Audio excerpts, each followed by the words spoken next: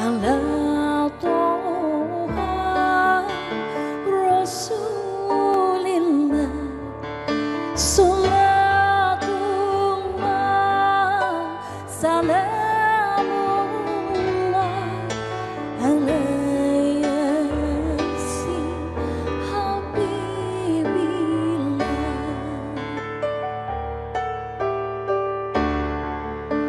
tawassalam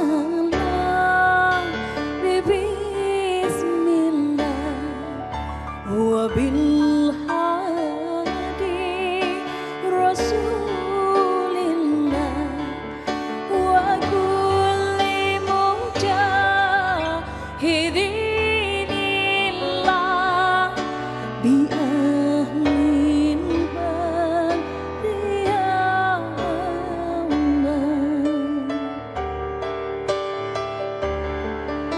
salatullah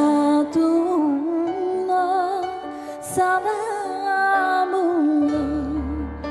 ala Toha Rasulillah salatullah salamullah ala yasin habibillah.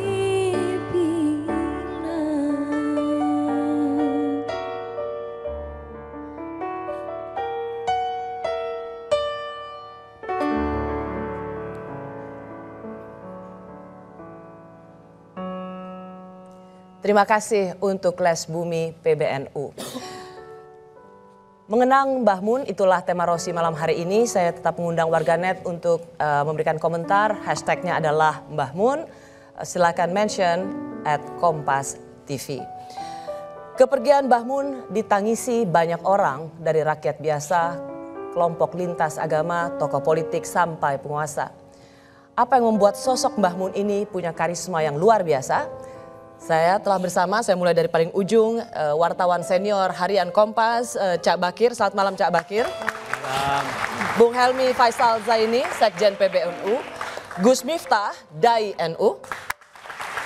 Rohaniawan Katolik Romo Muji Sutrisno. Dan yang tentu saja istimewa malam hari ini, Mbak Yeni Wahid, Putri Gus Dur, yang juga Direktur dari Wahid Foundation. Assalamualaikum Bapak-Bapak, Bu Yeni, selamat malam. Sebelum kita berbicara untuk menang Mbah Mun, saya ingin kita ke Rembang dulu untuk melihat di sana ada acara tahlilan untuk Mbah Mun. Ada Reida Pulpi di sana. Reida bisa ceritakan seperti apa suasana di Rembang? Assalamualaikum warahmatullahi wabarakatuh. Selamat malam Rosi dan saudara, saat ini di kediaman almarhum Kiai Haji Maimun Zubair atau yang akrab disapa Mbah Mun, ini sedang dilaksanakan acara doa dan juga pengajian. Barusan saja bacaan tahlil ini baru saja selesai. Dapat dilihat di belakang saya ini jemaah sudah banyak yang memadati kediaman almarhum Mbah Mun sejak sore tadi. Bahkan hingga saat ini masih banyak jemaah yang datang ke kediaman. Bahkan banyak yang mengikuti acara tahlil pada malam ini dari pinggir jalan karena terbatasnya tempat di dalam kediaman Mbah Mun. Dan selain itu juga berdasarkan informasi yang kami peroleh, hari ini juga sudah hadir ada Mustafa Bisri atau Gusmus, kemudian Kiai Kafabi Mahrus dan Habib Umar Mutohar. Dan setelah ini acara akan dilanjutkan dengan sambutan dari perwakilan keluarga dan juga perwakilan pejabat yang datang ini untuk mengucapkan terima kasih kepada masyarakat yang sudah hadir dan memenuhi kediaman. Bahkan sejak hari pertama tahlilan ini warga yang hadir bukan hanya dari santri atau dari warga sekitar Rembang saja, namun juga dari luar Rembang, bahkan dari luar Jawa Tengah yang ini sudah memadati sejak siang tadi juga untuk mengucapkan bela sungkawa secara langsung kepada keluarga almarhum. Rosi. Reida Pulpi, apakah keluarga juga sudah memberikan informasi acara selanjutnya di hari-hari ke depan? Iya Rosi, memang untuk acara sendiri ini tahlilan akan dilangsungkan hingga hari ke-7. Nantinya juga acara seremonial akan dilaksanakan pada hari ke-40 dan juga hari ke-100. Namun memang untuk doa bersama ini akan terus dilantunkan hingga hari ke-100 meninggalnya Mbah Mun. Dan berdasarkan informasi yang kami peroleh juga Rosi dan saudara, tadi siang di Mekah anak-anak Mbah Mun yang kemarin sudah bertolak ke Arab Saudi Mekah ini melakukan ziarah di makam Mbah Mun. Dan rencananya nanti Gus Yassin, anak Mbah Mun juga akan menghadiri pertemuan NU sedunia di Mekah Arab Saudi ini untuk mewakili keluarga dari Mbah Mun. Rosi. Baik, Rida Polpi, terima kasih laporan langsung Anda dari kediaman Mbah Mun di Rembang. Saya ke bapak-bapak sekalian, saya mulai dari Mbak Yeni dulu. Begitu banyak ulama, tapi mengapa Mbah Mun ini dikenal sangat istimewa? Mbah Mun itu karismanya luar biasa sekali, Mbak Rosi. Beliau kedalaman ilmunya luar biasa ya. Nasab beliau juga luar biasa. Lalu genealogis keilmuannya, tadi sudah disebut beliau dimakamkan di Ma'la, satu kompleks dengan Sayyid Alawi, salah satu guru beliau. Beliau juga berguru misalnya ke Syekh Yasin Fadani, lalu ke ulama-ulama Jawa yang memang ulama-ulama khos yang di Jawa, misalnya abahnya Gus Mus, Kiai Bisri Mustafa, Kiai Wahab Hasbullah dan lain sebagainya. Jadi keistimewaan ilmunya itu luar biasa, kedalaman ilmunya luar biasa, tetapi Mbah Mun itu orang yang sangat tawadu sekali. Boleh tidak dijelaskan tawadu itu adalah orang yang sangat rendah hati. Rendah hati. Dan beliau itu memudahkan bagi orang mungkin yang sangat bisa menyesuaikan dengan siapa beliau berbicara, atau bahkan mungkin memudahkan kita juga untuk mendekat kepada Allah gitu ya. Jadi suami saya kebetulan punya cerita, suami saya pernah haji bareng Mbah Mun. Terus minta sekedar kisi-kisi ya, Mbah Mun, apa sih selain kalau kita haji itu gimana supaya hajinya diterima oleh Allah gitu ya. Mbah Mun tuh nggak kemudian memberikan harus panduannya, harus baca inilah, doa itu dan lain sebagainya, enggak. Cuma mengatakan bahwa begini, tanah Mekah ini tanah yang suci, tanah yang dipijak oleh para nabi, karena itu hati kita harus senang di sini. Hati kita harus senang. Itu dalamnya luar biasa, itu kan tasawuf ya, itu ilmu tasawuf, ilmu filosofi yang luar biasa dalamnya, yang membuat kita itu langsung terhenyak ya Allah. Kita kadang-kadang kita mencari suatu hal, kita hanya fokus pada bungkus, pada ritual, tapi melupakan isi hati. Esensi itu kadang kita lupa. Nah, Mbah Mun itu orang yang ketemu sama Mbah Mun pasti langsung jatuh hatinya. Oke. Bung Helmi Faisal Zaini, Sekjen PBNU, menulis artikel di halaman opini Kompas hari Rabu lalu, perginya ulama pengawal Pancasila. Anda mendahului artikel dengan sorot matanya sangat tajam, ingatannya masih prima, gaya bicaranya tegas dan fasih. Ada juga kalimat Anda yang mengatakan paling konsisten untuk mengawal Pancasila dan NKRI. Ya. Apa inilah yang membuat seorang Mbah Mun istimewa? Pertama, saya ingin pertama menyampaikan bahwa kita seluruh bangsa Indonesia berduka yang mendalam atas wafatnya almarhum almarfurlah Mbah Maimun Zubair. Yang kita kenal beliau itu adalah ulama yang dalam pengertian Imam Ghazali disebut alladzina yang duruna ilal ummati bi'ainir rahmah. Adalah mereka yang melihat umatnya dari kacamata kasih sayang. Yang tadi oleh Mbak Yeni sudah sangat baik dijelaskan betapa Mbah Maimun itu adalah teladan dalam 3 hal. Pertama, teladan ilmu.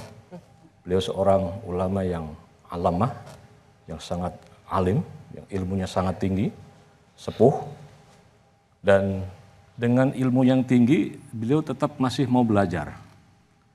Ketika beliau bertemu dengan ulama lain, tidak jarang kita melihat justru Mbah Maimun yang mencium tangan ulama itu. Oh, oke.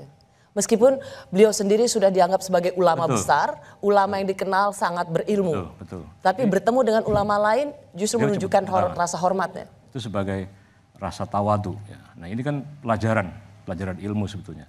Yang kedua adalah teladan akhlak. Ya. Siapapun tamu dari kelas sosial apapun yang datang ke sarang, atau siapapun yang bertemu dengan Mbah Maimun, selalu diberikan pelayanan yang sama.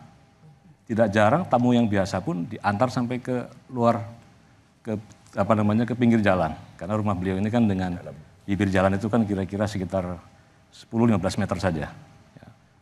Jadi kalau orang yang hatinya tidak siap, dianggapnya dia adalah orang pilihan yang wah begitu. Padahal itu perlakuan yang sama, setara pada siapapun. Pada siapapun, ya. Tidak peduli tokoh politik, Betul. Pada siapapun. rakyat biasa pun diantar sampai keluar. Itu yang disebut dengan teladan akhlak. Dan yang ketiga adalah teladan hidup. Beliau orang yang sangat bersahaja, hidup yang sangat sederhana. Saya kira ini pelajaran buat kita semua ini, ya, yang mungkin cara hidup kita itu sudah sangat hedonis. Kalau melihat sosok dari Mbah Maimun, itu luruh hati kita. Karena betapa kita melihat diamnya beliau saja, itu sudah muncul apa yang disebut dengan kearifan. Saya kira kata yang paling tepat adalah untuk Mbah Maimun, bahwa kebijaksanaan adalah puncak dari pengetahuan. Kebijaksanaan adalah puncak dari pengetahuan. Jadi beliau seorang ilmu yang tinggi, tetapi bijaksananya lebih didahulukan. Menurut saya ini sebuah contoh yang menurut saya agak jarang kita temukan. Maka untuk itu kita berharap beliau ini teladannya akan diikuti. Saya ada wartawan kemarin tanya saya ketika siang hari, Mas Helmi, apakah Mbah Maimun termasuk dalam kategori seorang wali? Ini pertanyaan berat. Karena dalam kaidah kita itu la yariful wali illal wali. Tidaklah mengetahui wali kecuali seorang wali. Ya, saya bukan makomnya untuk mengatakan Mbah Maimun wali, seorang wali. Tetapi kalau melihat tanda-tanda dalam Quran disebutkan inna auliya Allah la khaufun alaihim walahum yahzanun. Sesungguhnya para kekasih Tuhan itu adalah mereka yang tidak cemas, tidak bersedih, tidak khawatir, tidak takut. Ya. Sosok Mbah Maimun cermin dari seorang ulama yang selalu hadir kepada masyarakat itu dengan solusi. Tidak pernah melihat rasa cemas, rasa khawatir. Bahkan Yai Said ya, kemarin ketika mau idoh di PBNU, tahlil malam hari pertama, beliau menyebut bahwa dalam pandangan saya, kata Pak Yai Said, beliau ini seorang wali autad. Jadi seorang ulama yang kelasnya wali dan punya makom punjer. Apa punjer itu? Pusat. Ya. Sentral. Ya. Sentral, ya. Jadi ketika hilangnya atau berpulangnya Mbah Maimun, itu hilangnya pengetahuan yang banyak, hilangnya kebijaksanaan yang banyak, hilangnya apa yang disebut dengan pondasi. Ini sebetulnya kita sedihnya karena ibarat rumah itu kita runtuh ini. Ya, ya. Nanti kita akan lanjutkan lagi Bung Helmi. Tapi sebagai seorang wartawan yang juga banyak berjumpa dengan Mbah Mun, Cak Bakir, Mbah Mun ini selalu di setiap nama beliau disebut selalu disandingkan dengan kata ulama karismatik. Mengapa Mbah Mun memang selalu diidentikan dengan seorang ulama karismatik? Apa yang Anda lihat sebagai seorang wartawan? Kalau saya melihat istiqomahnya, konsisten, taat asas. Jadi beliau itu begitu nyemplung di P3, tidak pernah kepada yang lain. Ini contoh saja ya. Kalaupun beliau tahu bahwa PKB ini akan mengembosi P3, beliau konsisten di situ karena kalau saya lari dari sini katanya, nanti bisa kemana-mana ini P3. Itu ngomong langsung kepada saya saat bertemu di sebuah tempat di Semarang. Kalau saya meninggalkan P3, saya sangat bisa masuk ke PKB, tetapi siapa yang ngawal di sini? Nah, dugaan saya Mbah Mun itu memang sengaja di P3.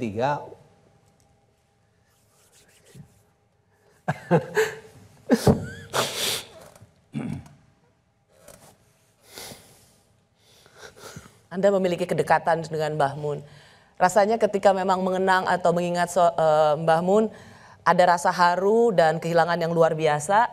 Hari ini juga kita lihat Bu Mega ketika menyampaikan pidato dan memberikan waktu untuk mengenang Mbah Mun. Bu Mega memang juga tidak kuasa untuk menahan tangisnya. Jadi hal yang sangat biasa, Cak Bakir. Yaitu saya melihat sangat konsisten untuk menjaga NKRI. Kenapa beliau tidak meninggalkan P3? Karena beliau tahu di P3 itu banyak faksi yang tidak semuanya mendukung NKRI. Di mata banyak orang, ia adalah istimewa. Jadi keistimewaan inilah yang membuat seorang Mbah Mun itu sangat berkarisma ya, kesetiaan. Gus Miftah, buat Anda apa? Apa yang Anda lihat dari seorang Mbah Mun? Kalau kita mau lihat kemuliaan seseorang itu secara sederhana bisa kita lihat dari seberapa banyak tamu yang datang ke rumahnya. Dan di tempatnya yang ingin ketemu ya? Yang ingin ketemu, bisa kita lihat. Dan saya melihat salah satu kiai yang rumahnya tidak pernah sepi dari tamu itu adalah Mbah Mun. Dari semua kalangan. Dan luar biasanya gaya komunikasi beliau itu menyesuaikan dengan tamu yang datang. Karena dalam salah satu metodologi dakwah itu kita mengenal khatibun nas biqadri ukulihim. Berbicaralah kepada manusia sesuai dengan kemampuan akalnya. Jadi barangkali kalau ketemu dengan orang-orang cerdas, otomatis beliau upgrade kan. Begitu ketemu orang-orang kayak saya ini ya gaya bahasanya downgrade lah ke saya gitu. Jadi ini terbukti. Gitu. Jadi setiap orang ketemu dengan beliau itu rasanya nyaman. Ya. Rasanya nyaman. Tidak heran bahwa setiap orang ingin ketemu dengan beliau ya. Maka tidak heran kalau orang itu berbondong-bondong pengen tabarukan kepada beliau. Tabarukan itu ngalah berkah Mbak Rosi. Ya. Karena ketika kita melihat orang alim seperti beliau, jangankan kok didhawuhi diperintah. Baru ketemu wajahnya saja, itu subhanallah. Maka dikatakan an-nadru ila wajil alim fa huwa ibadah. Melihat wajahnya seorang alim itu sudah ibadah. Ya. Makanya kita yang punya pikiran macam-macam kadang-kadang terlalu cinta dengan dunia atau apa. Begitu melihat Mbah Mun, subhanallah. Sudah langsung kita drop, oh begini. Ya ketika mendengar kemarin kabar meninggalnya Mbah Mun kita semua sedih, terkejut. Tapi ketika mendengar sebelum meninggalnya kita lihat bagaimana hidup yang dijalani begitu indah, begitu baik, bermanfaat bagi banyak umat, bagi Indonesia. Dan meninggalnya juga luar biasa. Maka saya jadi ingat Mbak. Begitu indah. An-nasu yamutuna ala ma'asu. Seseorang itu akan dimatikan oleh Allah sebagaimana kebiasaan dia hidup. Dan kebiasaan Mbah Mun setiap tahun haji. Saya itu mencatat beliau tidak tindak haji itu hanya tahun 2018. Selebihnya beliau haji. Bahkan menurut catatan yang teman-teman itu beliau tindak haji itu sebanyak 70 kali, Mbak. Makanya tidak heran kalau kemudian Allah memanggil beliau dalam keadaan haji. Ya. Dan pada hari yang beliau cintai, di tempat hari Selasa, di tempat yang begitu di tempat ia cintai. yang beliau cintai. Baik. Itu luar biasa. Mbah Mun bukan hanya dikenal sebagai ulama yang berpengetahuan luas, tapi juga pergaulan yang luas. Ia diterima oleh banyak kelompok yang beragam termasuk lintas agama. Kami kembali sesaat lagi.